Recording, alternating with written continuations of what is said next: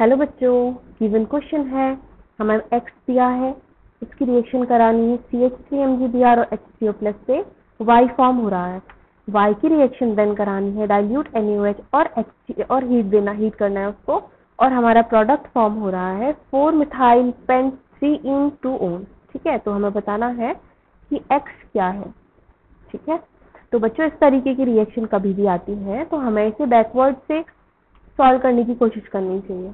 ठीक है, तो सबसे पहली कंडीशन जो गिवन है CH3MgBr and HCO+, ये तो ग्रिग्नार्ड रिएजेंट है और उसका एसिडिक हाइड्रोलिसिस हो रहा है। ठीक है, और हमारा Y फॉर्म हो रहा है। और सेकंड कंडीशन है डाइल्यूट NaOH और हीट।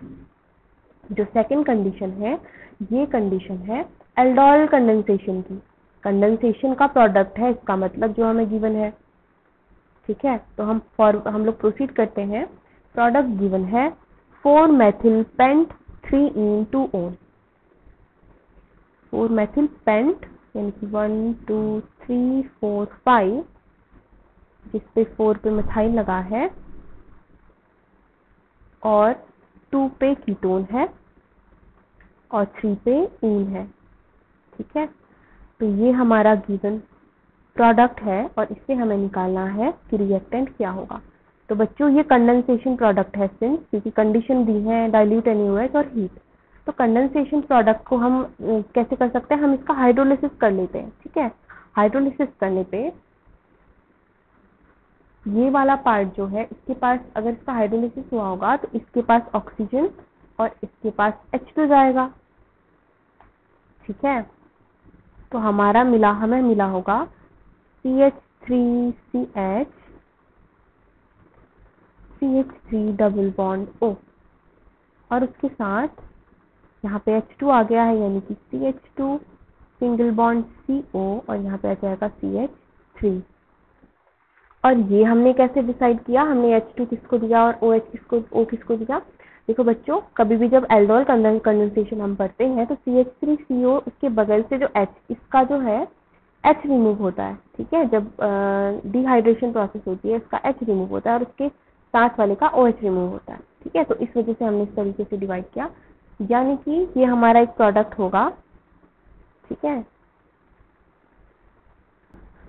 ये H मिस हो गया है, ये H हम लगा लेते हैं। ठीक है, ये हमारा फॉर्मेशन हुआ है, यानी कि ये है हमारा Y। तो बच्चों ये कैसे फॉर्म हुआ होगा, मैं ये निकाला है। तो ग्रिग्नार्ड रिएजेंट से Y कैसे फॉर्म हुआ होगा। फॉर एग्जाम्पल हम अपने ऑप्शन में देखें, फॉर एग्जाम्पल हमारे पास है CH3CN CH3C triple bond N। ठीक है, हमने आंसर से अपने क्वेश्चन को निकालने की कोशिश करनी है और इस पे हम लोगों ने लगा दिया है ग्रिग्नार्ड रिएजेंट यानी कि CH3MgBr और साथ में HCO+। तो CH3MgBr देखो ग्रिग्नार्ड रिएजेंट में जो Mg के पास लगा हुआ R पार्ट होता है वो एज ए न्यूक्लियोफाइल बिहेव करता है। ठीक है, और इस पे आ जाता है प्लस डैश। तो ये nucleophile as a nucleophile behave करता है, तो यानी कि ये जो कार्बन सेंटर है ये इलेक्ट्रोफिलिक बिहेव करता है, तो ये इस पे अटैक करेगा।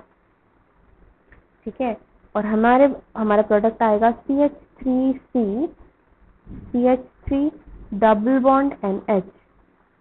ठीक है, इसके बाद ये इमाइन फॉर्मेशन हो रहा है बच्चों, दिस इज कॉल्ड इमाइन। ठीक है, जो इमाइन है अगर हम इसका हाइड्रोलिसिस करते हैं, क्योंकि सेकंड पार्ट में बोल रहा है HCO+, एसिडिक हाइड्रोलिसिस करेंगे तो क्या होगा, ये बन जाएगा H2, यहाँ पे आ जाएगा H2 और यहाँ पे आ जाएगा ऑक्सीजन, और हमें मिलेगा CH3 C double bond O CH3 plus NH3, यानी कि ये जो हमारा Y आया है, ठीक है, वो इससे आराम से आ गया है। ठीक है, इसका मतलब हमारा ये आंसर करेक्ट होगा। अब हम ऑप्शन देखते हैं, ऑप्शन में ये कहाँ पे है। तो ऑप्शन ए है इथेन नाइट्राइल, तो हमारा तो फॉर्म ही इथेन नाइट्राइल हो रहा है। ठीक है, हमने क्या किया था, इथेन नाइट्राइल से पहले ग्रिग्नार्ड रिएजेंट लगाया, हमारा इमाइन फॉर्म हुआ, उसका हाइड्रोलिसिस किया और वाई फॉर्म हुआ। ठीक है, वाई से फिर हमने वाई का क्या किया, कंडेंसेशन किया, और हमें जो प्रोडक्ट गिवन है वो हमें मिला। ठीक है, तो हमने रिवर्स रिएक्शन करी और हमारा आंसर ए मिला, इथेन नाइट्राइल। तो ए ऑप्शन एकदम करेक्ट है, बाकी ऑप्शंस क्या हो जाएंगे, इनकरेक्ट हो जाएंगे। थैंक यू बच्चों, I hope you understood well.